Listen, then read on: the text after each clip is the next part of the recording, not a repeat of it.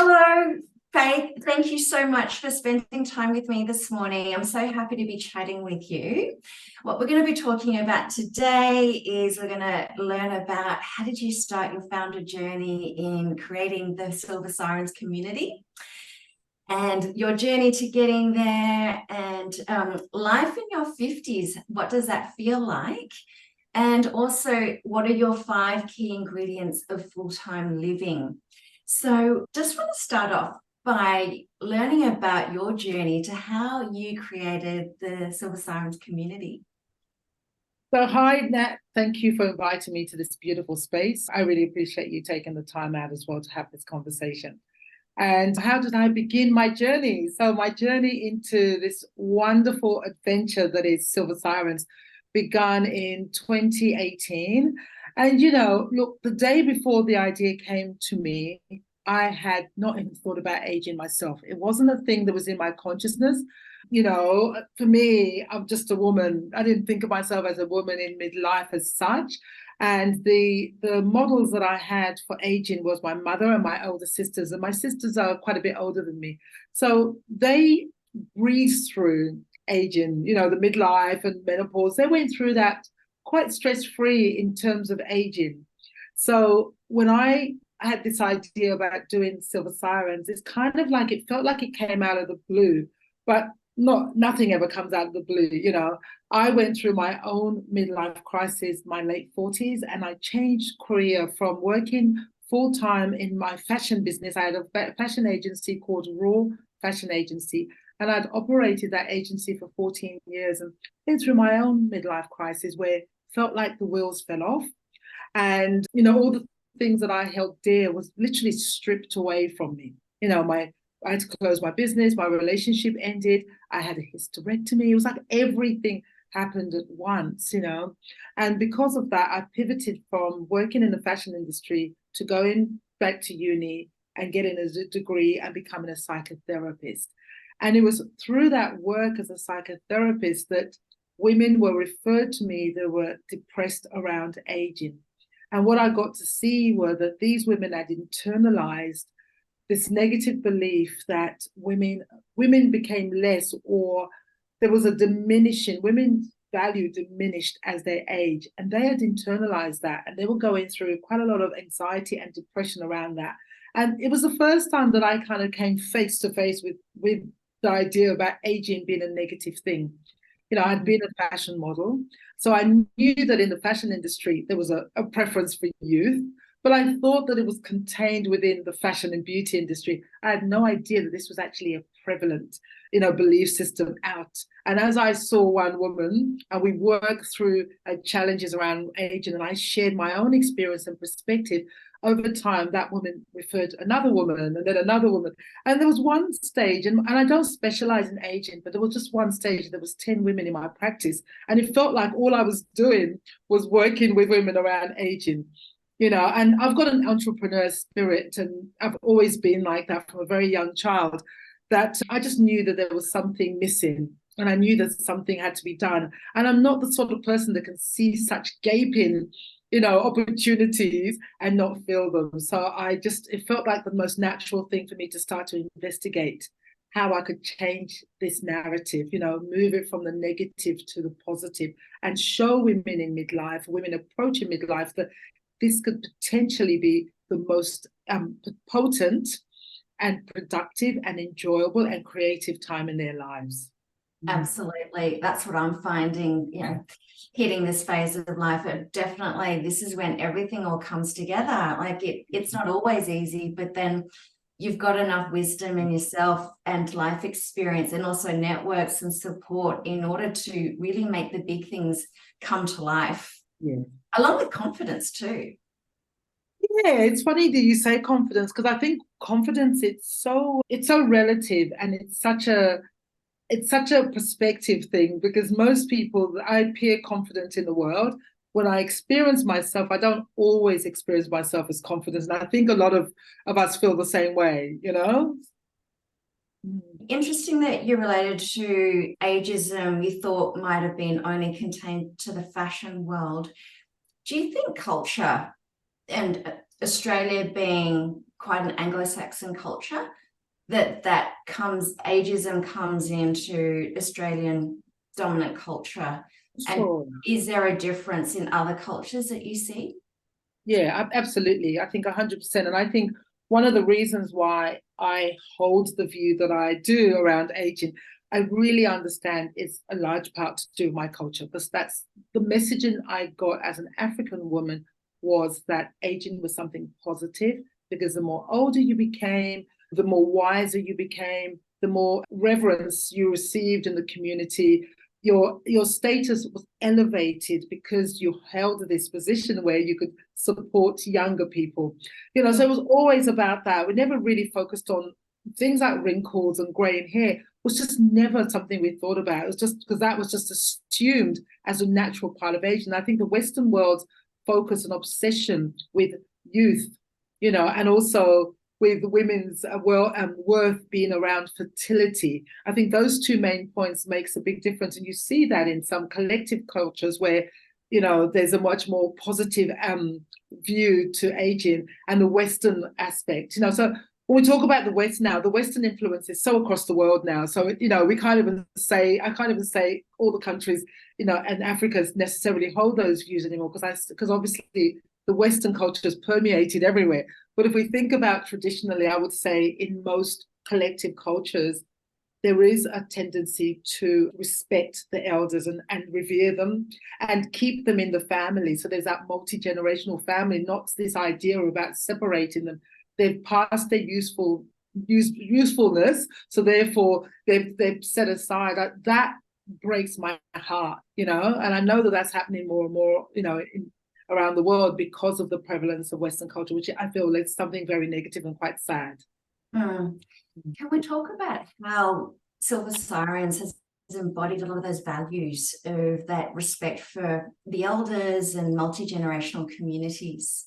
Yeah, for sure. When in 20, I think it was 2020, beginning of 2020, I decided that I wanted Silver Sirens to not just to be an annual event where we had fun. That's a good thing, but I wanted us to have a lot more depth. So I really sat down to work out what were our pillars, what did we stand for, and there's 10 pillars, and one of those pillars is around the multi-generational, and that's recognizing, as now we are elders in training, that we have a valuable role to support the women, the younger women coming through, and I want us to be fantastic role models for younger women, that they don't have to worry about that their midlife is the end, and they can just enjoy their 20s and 30s. And at the same time, the second part of that pillar is that we absolutely respect our elders, and we mine their wisdom. Instead of they're not just something to be left aside. We absolutely focus on their wisdom, and wherever possible, we highlight, spotlight them, so that they actually have center stage and they can share their lived experiences with us. Mm-hmm. How do you bring the older and the younger generation of women to mutually respect each other? I don't know how. I mean, if you say how, but for me, we have to create spaces for people to come together. And I think what I see is, when people have gatherings, unless it's a family affair, they tend to just gather in their ages. So when I go to events, it tends to be a particular demographic, that event is skewed at, and as Silver Sirens is, but what I've loved is from the very first year, we've always had a few younger women. First year, the youngest woman was 21, and the last few years, I have a few mentees that always come, and they're in their 20s and 30s, so I think we have to create opportunities, for that to happen. Because I don't think we don't tend to think about it and do it unless the situations are created for us. I think we all have to individually create those opportunities. You think there's curiosity from younger women about how the women above them, from an age point of view, with more wisdom, about the pathways that they could potentially go down, or we actually need to kind of be the ones reaching out to kind of encourage them to connect with us? Look, I think it's a two-way street, but I always feel like the person with the most wisdom, the most consciousness, which I think as we get older, we are it. So I think that for me, I would feel very comfortable to reach to younger women and help to elevate them and share my wisdom. I think it's great when they reach out to you, and I do have a number of mentees that I work with, and they are women in their 20s and 30s. There's a couple in their 40s, so I think that, yes, we should, and I don't like to use the word should, but it's an opportunity for us to do that because we're setting an example, we're role modeling. I think that's an important aspect, of aging. But I love when younger women reach out to me and say, thank you for the work that you do. I feel less stressed about aging because of the work you do. And so I think that that's really, really important work. Mm-hmm. And if someone doesn't necessarily have younger women who they're mentoring, have you got any advice on how they can start to be in a position to create that space and create those connections with younger women? Yeah. And I think it is about creating, again, it's about visibility, isn't it? It's about creating the opportunities. And, one of the things that I am thinking of with Silver Sirens is that we create a mentoring program. So that younger, women in our community who want to give back to younger women and not quite sure how to do that can do that. And that's why I'm trying to change how I work a little bit for next year. So I've got a little bit more space to create these other opportunities, that will definitely impact younger women, but also older women as well. Can you share a bit about your future plans with Silver Sirens? In March this year, Silver Sirens celebrated 5 years. And, on any business model that we see, we know that, the large number of businesses or enterprises fail, don't get to 5 years. So I feel really proud of the work that we've done and the fact that we're still here and we're thriving and we're growing, But for me, on a personal level, I was really, really thinking about what does it look like beyond this? And as an entrepreneur, for me, I'm always impulsed to keep growing and changing. And I felt like, even though it doesn't look like it from the outside, because there's always new things, I felt like it was stagnating. And I knew that we had to kind of stretch and embrace some new areas that we hadn't. And the focus for Silver Sirens has always been around this annual event that's based in Sydney. And even though since COVID, we've had the event online, the majority of the attendees are still physical. And I really get a strong message from all the women that come to our events, even online, that women really love getting together face to face. They love that, which has now inspired me. So from next year, we're going to pivot from a large annual event to satellite events around the country. I've already got women that have put their hands up to be part of the committee in all of those areas. I've got women in South Australia, Victoria, WA, and 2 locations in Queensland, Far North Queensland and in Brisbane, that have put their hand up. So I know that the timing is perfect. I know women are primed and really ready to continue to have these dialogues. But I want it to be that we have these dialogues where we come together and really, really support each other in a really practical sort of way. So we know what each other's offering, we know each other's businesses, and we hopefully support those businesses, because I know that we're so much stronger when we come together, and I love that idea of that coming together and being this beautiful silver village that just keeps growing across the country. I love that too. So this year's annual conference in September, you're going to be running not just the physical event in Sydney at the MCA, but also you're enabling people to have watch parties all around regional parts. Can you tell us a bit about what does that look like? Yeah. So one of the feedback that I get from the women that have attend the events online is the idea that they're there on their own. They love, of course, they're connected to the community virtually, but there's a little bit of a sadness that they're experiencing that on their own. So this year we're offering women the opportunity to have watch parties. So they've got their own community around them and they can share the whole day with them. And the day is quite interactive. And we know in the breaks, we will share the insights we get from each speaker or the things that are happening to us, because you're literally transforming through the day as you're sharing what's going on in the room. So I think that by having a watch party, those women that are attending remotely can have their own version of those experiences, So the watch party would be an opportunity to do that, and women can organize, they can organize themes, they can organize lunches, they can create a party that really suits them, and have the connection of being part of the Silver Siren redefining aging experience, and they'll be with us for the whole year. And I love the way with your virtual sanctuary, that environment where you've enabled people to connect. Even if they live in Sydney, they can still attend a lot of your online events. Like, you've constantly got different activities like virtual yoga, you've got like joint cooking sessions. Yeah, we had a book club last night, and we're also going to have your book club next month. Yeah, cannot wait. So you're actually already giving people that opportunity to have something to talk about and connect with people, whether it's in person at these events or remotely, so that people on a similar journey can have something to talk about. So it's not artificial. It doesn't feel like you're going to this speed networking event, which a lot of people don't feel comfortable doing. But having something that's shared, that shared experience, whether it's food, like the cooking or the book or whatever it is, it just plants the seed of something to talk about, to then connect and, have a conversation. And that's where it all starts, by getting to know each other's perspectives.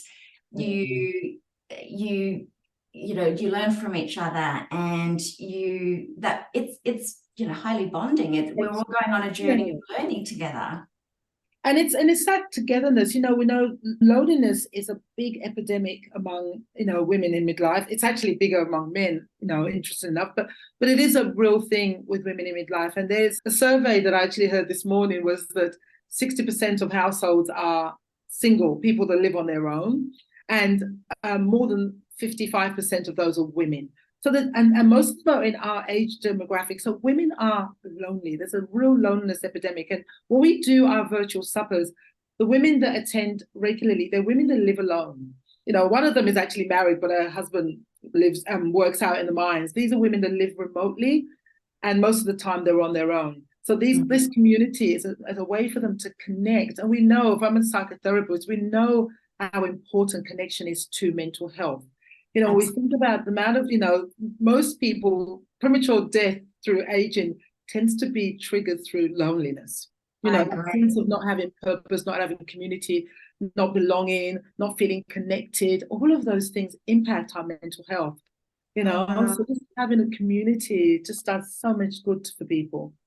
If someone's not feeling really up for being social and at risk of being lonely, or they already are lonely, how do you suggest that they might be able to take that first step to join a community? Because it can be a bit intimidating if you've never you don't know what it's all about and you don't know anyone.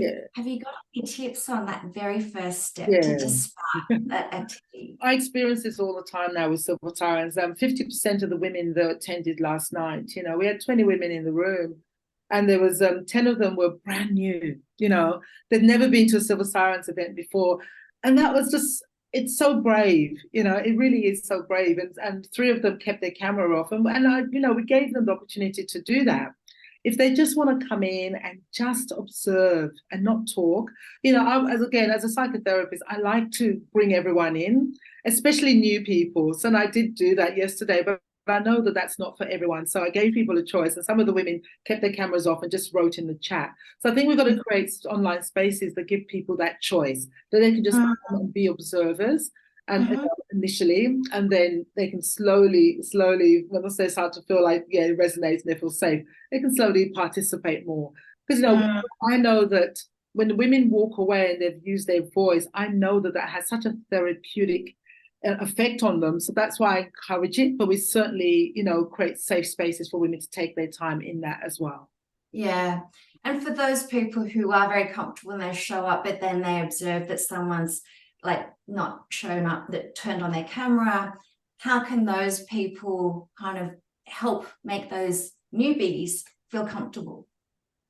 Well, we can certainly, I think it's really lovely when people send messages in the chat to each other, so we can encourage people, especially with people that are, they've got their camera off and they're writing in the chat, because sometimes they're writing in the chat but no one's responding to them. So I always make an effort of anyone that writes in the chat that I read out, whatever they've said, so that way their voice is included in there. So I think as facilitators, we have to be quite skilled and mindful of that. Because I run quite a lot of workshops, anyway, from a therapeutic perspective, it's easier for me to do, and I feel comfortable doing that. But I think as facilitators, it's something that we have to be quite mindful of.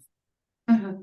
And what about, let's say, in a social setting, like, you've gone to an industry event and you happen to be the more extroverted one, and you see someone who's kind of standing by themselves. What can you do? What sort of tips do you have for people to kind of not intimidate that person, but kind of bring them in so that they also feel safe? Look, I have a real radar for the person in the room that's on their own. I've been that person, and I don't have much problems arriving and then going to find people. So my radar always looks for the person that's by themselves, and I usually will go up to them and invite them in. So far I've not had anyone, be upset by that or feel that was intrusive. Most of the people that I've done it to have been really grateful, and they've come in. So I do. And I think that sometimes we go in, especially when we go in with other people, we can just be in our little bubbles and stay with those people. So I ask us all to be mindful and just get into that habit of looking around the room.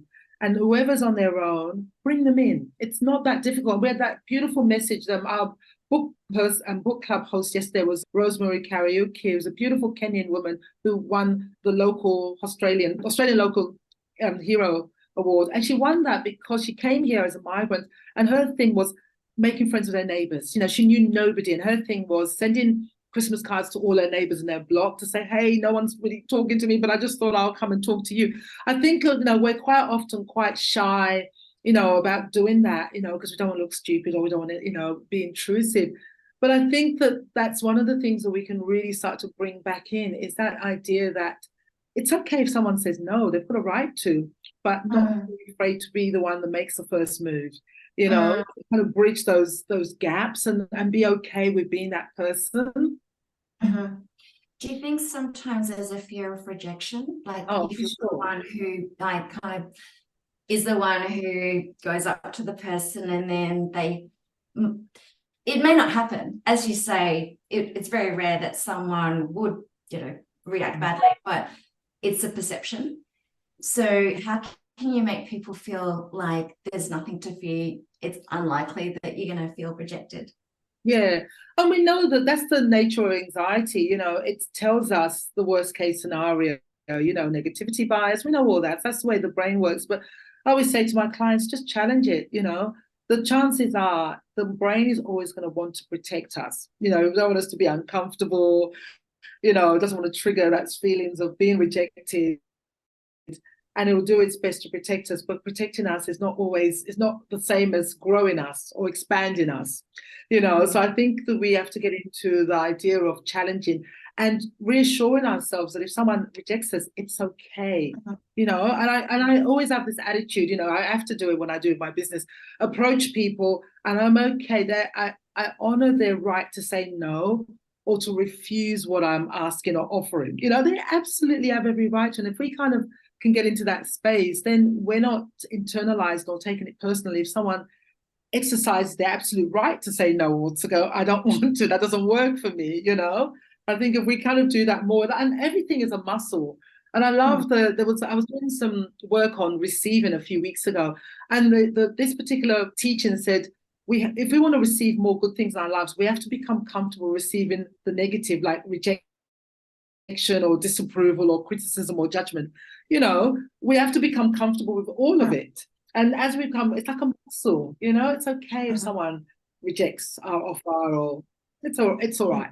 I'm still going to be okay. And we have to learn. And it's difficult at first, but just keep practicing. Have you always innately been able to do that? Or is this something that you've learned over the years?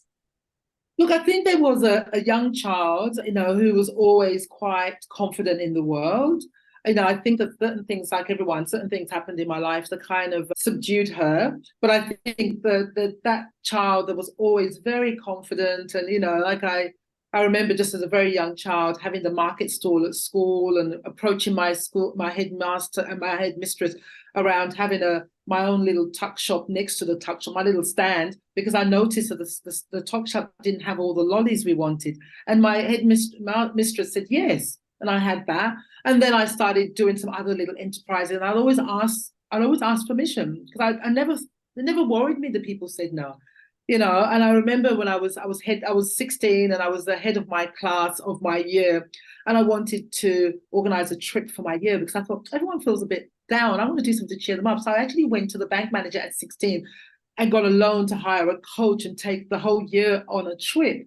So I think there's that part of me that's always been there. That's, is okay with people saying no, but kind of doesn't expect people to say no, or has an assumption that most people will say yes. So feel quite comfortable in that. And then at the same time, giving them permission if they want to say no. I love that, because I do find it sometimes intimidating, particularly when it comes to, say, business development. It's not so much on the social stuff, but the way you've just framed it up in terms of, yeah, let's assume that they're going to say yes and we'll deal with it. If they say no, and if they want to say no, but let's give them the opportunity to say no. If you don't ask, they're not going to say no, because you'll never know. Yeah. So that's a good way. I'm going to put that on my wall.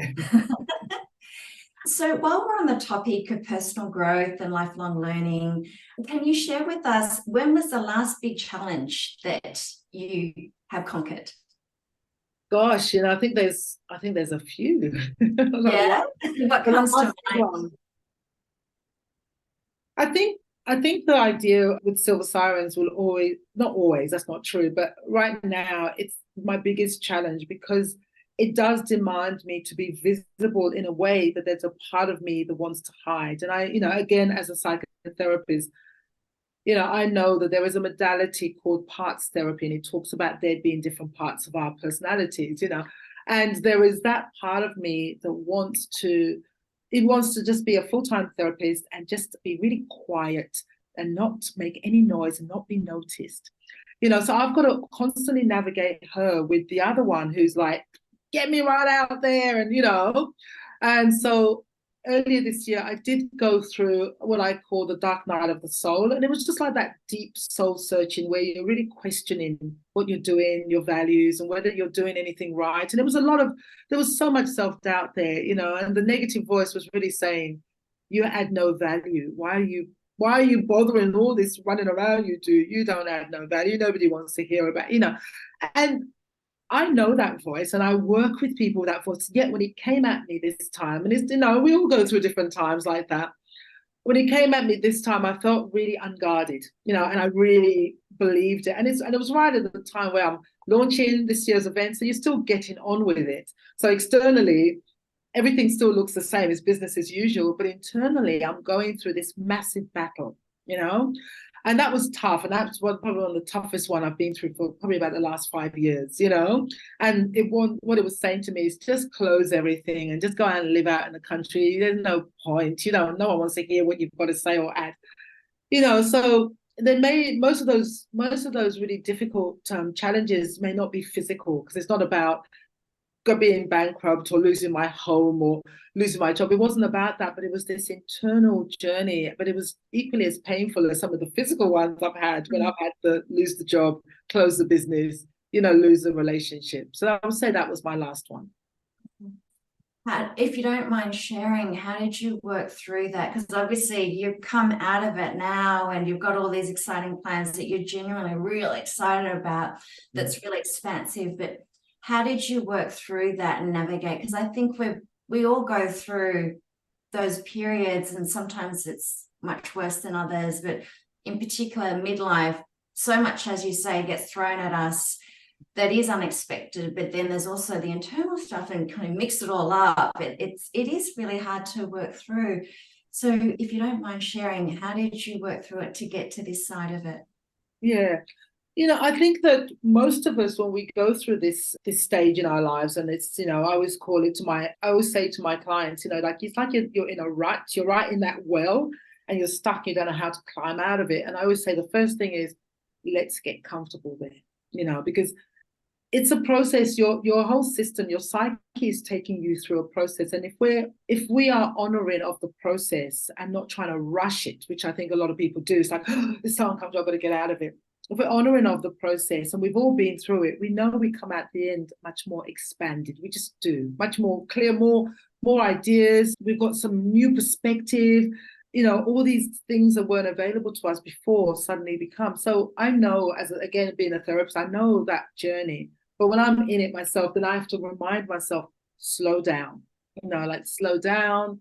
I have to stop the impulse in trying to fix it straight away and just let myself drop into it and kind of like, okay, what is this about? And even though I was doing that with myself, it was still super painful. And I had to reach out to my supervisor more, reach out to the people that that know you, because they're the ones that remind you of who you are, and they do, because we forget who we are when we're in those places. And those people that love you, that know you, that've seen you through these different iterations of this journey, which is just part of the human journey, really. None of us stay on a high consistently. It's just not, we just don't grow that way. We all go through these, and there'll be different intensity.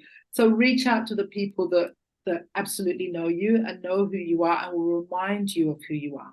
And then I've got some basic things that keeps me on track, and that's kind of like, and usually when I'm going through these things, these are the things that will fall away. And I see it with my clients too. The things that I know, my morning swims, my meditation, there's certain things that I do that keep me optimum.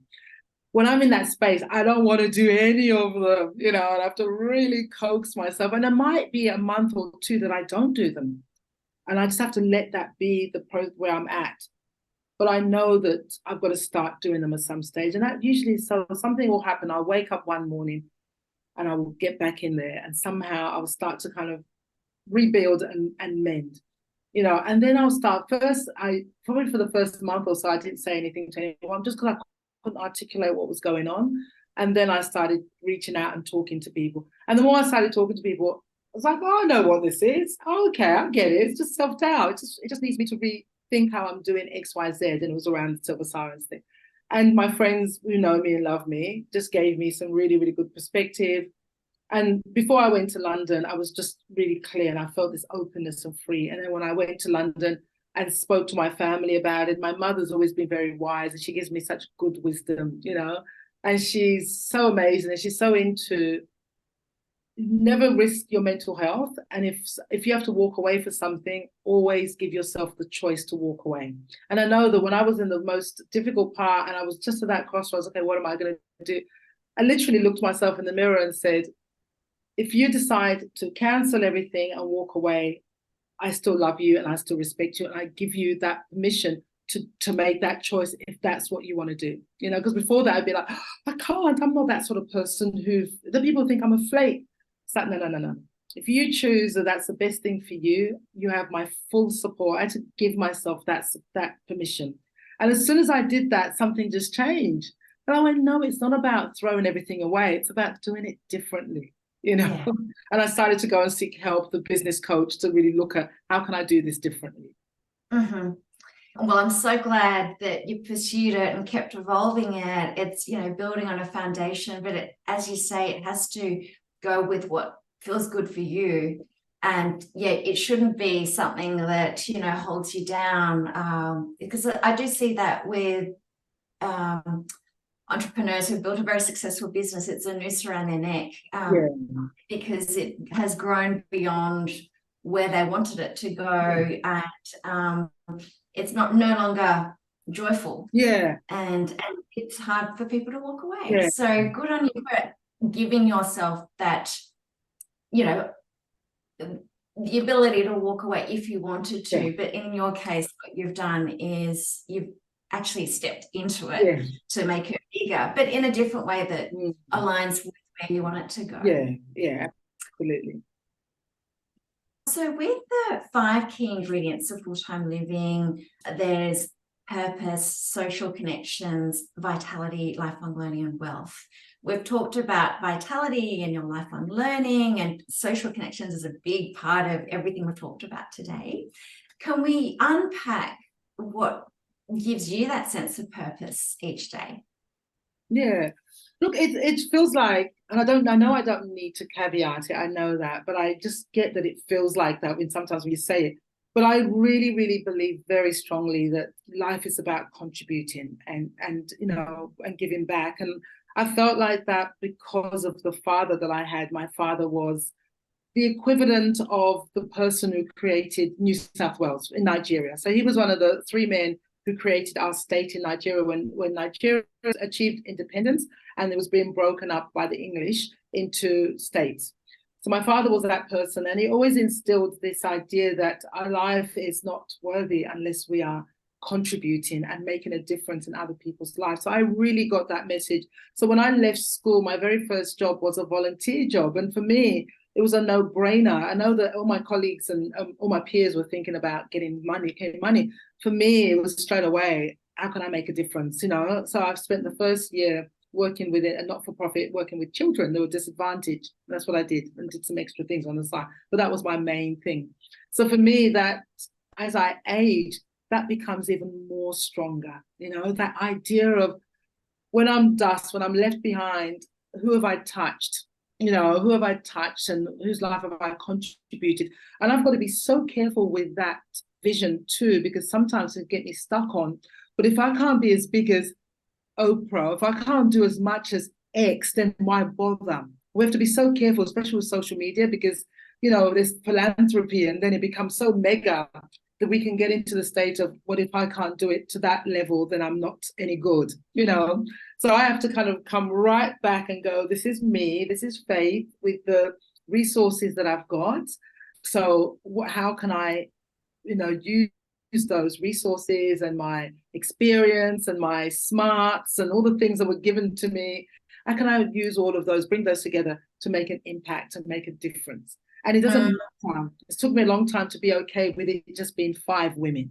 It's okay if it's 5 women or 50 women or 500 women or 5,000 women, or it's okay if it's 5 women, And so for me, definitely the more I focus or drop into that idea of purpose, the more comfortable I feel in my skin, the more comfortable I feel in whichever vehicle it's taking place in. The moment the vehicle is Silver Sirens and the healing process is my practice, it's happening in those 2 vehicles. So as long as I'm showing up and I'm fully open to being of purpose and being of value and expanding people's lives, that is my focus. And it starts with me.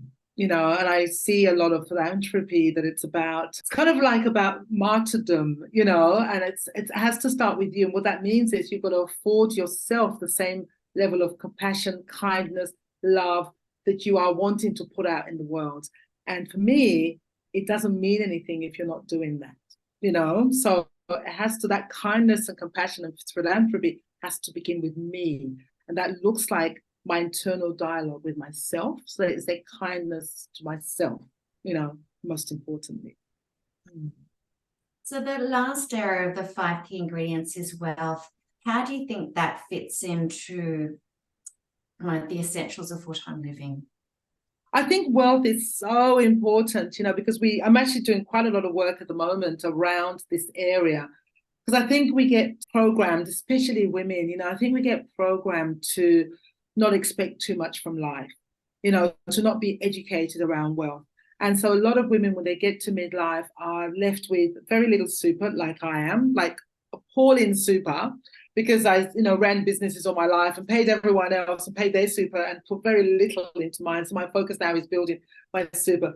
So we can get brainwashed or conditioned or socialized to believe that it's greedy, we should just worry about everyone else, we should care for other people, we shouldn't worry about those sort of things. So I think wealth is so important as we age, because it gives us that choice and freedom.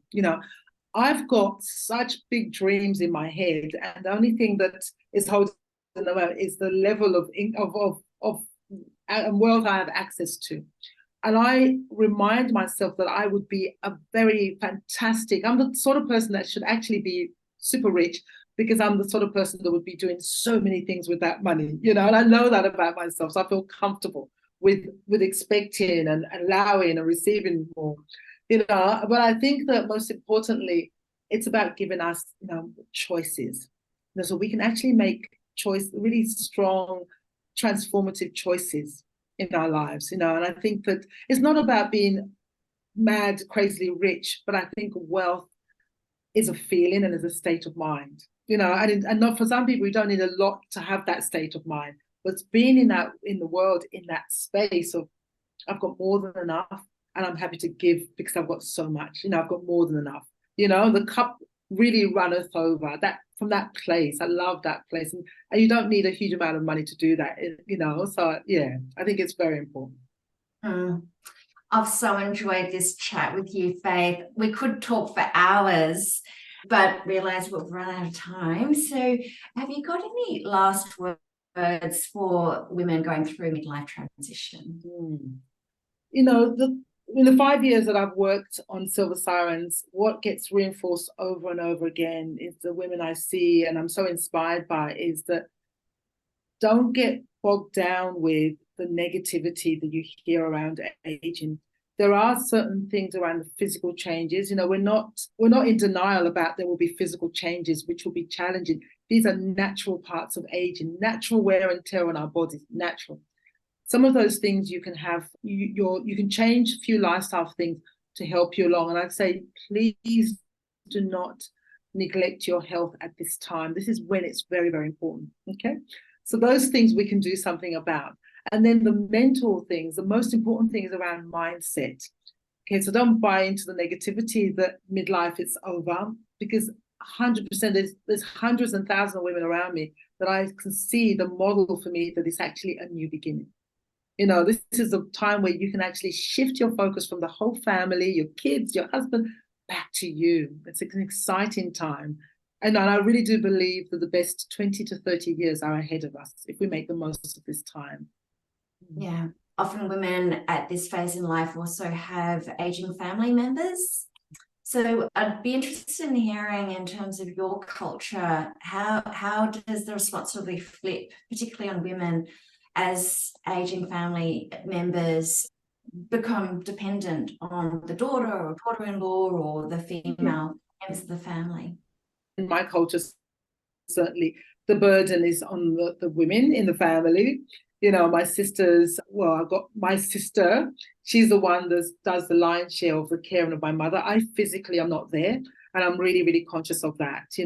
I pay for my mother to have a carer 3 days a week, and that's my contribution because I'm not physically there. My sister does the physically going there and helping mum. So I think culturally, it's a shame that we don't live in the multi-generational homes anymore for most of us in the West. I wish that we did, and I wish that we could revert back to that, wherever it's possible, But I think that for me, it's important that I do as much as I can to cherish, as my time with my mother as much as possible. I'm just very conscious that my time with her is limited. And I don't know whether I've got another 6 months or a year or 6 years or 10 years, So every moment I've got with her, I just want to value and cherish her. So I make sure that I speak to her regularly, and I try and go home once a year, if not twice a year, that sort of thing. So I think we have to just be conscious of that. We are in the sandwich generation for most of us, and that's kind of hard in midlife because, some people have still got children at home that they're still caring for and still financially responsible for. And then we have our elders that we may also be. So it's a tricky time to balance, It's a very, very tricky time. I think it's important for us all to know what our limitation is, Like I know for me, paying for my mother, it's so much cheaper than what my sister is doing. So I know that that's something I can factor in. But we have to be careful that we're not overly burdening ourselves, because it is a lot. It's a big responsibility. Such sage advice on so many different topics. Thank you so much for generously sharing all your tips and your stories and experience. Really enjoyed this interview. So thank you so much, Faith. My pleasure. Thank you.